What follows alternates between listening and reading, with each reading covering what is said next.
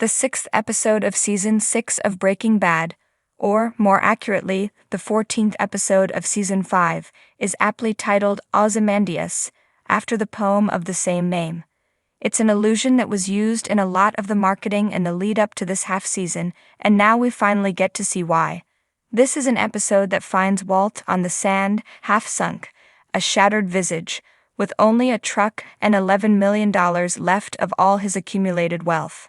He can't talk or scheme his way out of this mess, and by the time the credits roll, he is completely alone.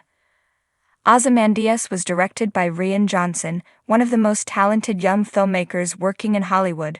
Check out Brick and Looper if you haven't already, and the man behind two of Breaking Bad's most memorable episodes, Fly, in which Walt's obsession with squashing a housefly was used as a metaphor for his guilt about letting Jane die, and 51, in which Skyler actively began trying to move the kids away from Walt's moral toxicity. Both of them are masterfully crafted, and Ozymandias is no different. This the best episode of this season so far. Every scene feels perfectly executed, and over the course of an hour Walt goes from his most villainous to actually showing signs of growth. The episode opens with a flashback of Walt and Jesse on their first cook, a brilliant reminder of how far they've come from those days in the RV.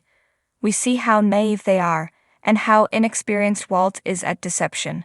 We witness the first of many lies to come, as he tells Skyler he'll be home late because there's work to be done at the car wash. He'll make another call to her, and I'd argue another quasi-lie at the end of the episode. But first, he and Jesse and the RV dissolve into thin air, remnants of the past. When we return to the same shot after the break, it's a year later, and that initial lie has snowballed into horrors far beyond anything Walt ever expected. Paul wrote in Romans 7 about the struggle between his dual natures. In verse 18 he says, "I have the desire to do good, but I cannot carry it out." That's Walter White in a nutshell. A man constantly battling a desire to do what's best for his family against a more narcissistic desire to do what's best for himself. This is in many ways an episode about the final showdown of Walt's dueling natures, and the fallout of last week's shootout reveals his two very distinct personalities. First, there's his good nature. Gomi is dead and Hank is injured, but before Jack can finish the job, Walt rushes to his defense, something I predicted might happen. This is Walter White, a family man who is willing to set aside pride and $80 million in order to save a person he's been in a cat-and-mouse game with for weeks. He is a good man.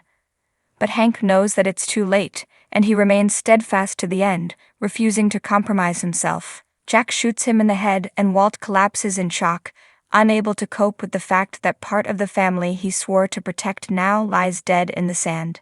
When he stands back up, he's pure Heisenberg. If you ever wondered what it would look like when he hit moral rock bottom, this is it. Walt has never been as evil as he is here.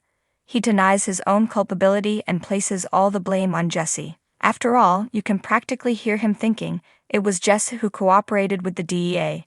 It was Jesse who refused to dialogue about Brock's poisoning. It's because of Jesse that Hank was out here to begin with.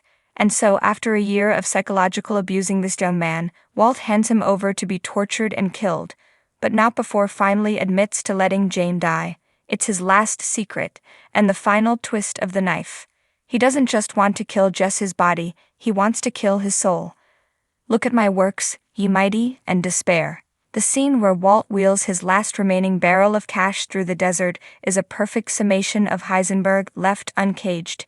He is alone, with only his money left to love. A wise man once said that the love of money is the root of all evil. It's Walt's greed that has led him here, his egotistical desire for more money, more power, more credit.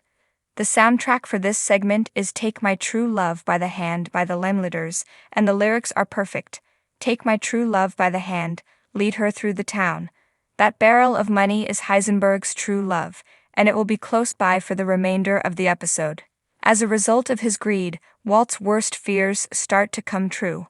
First, he loses his reputation. This is a big deal. Walt has said multiple times throughout the series that when he dies he wants his son to have good memories of him, rather than recalling him as sick and pathetic. Unfortunately, those good memories were founded on a lie, and when Walter Jr. is told the truth about his father, they all come crashing down.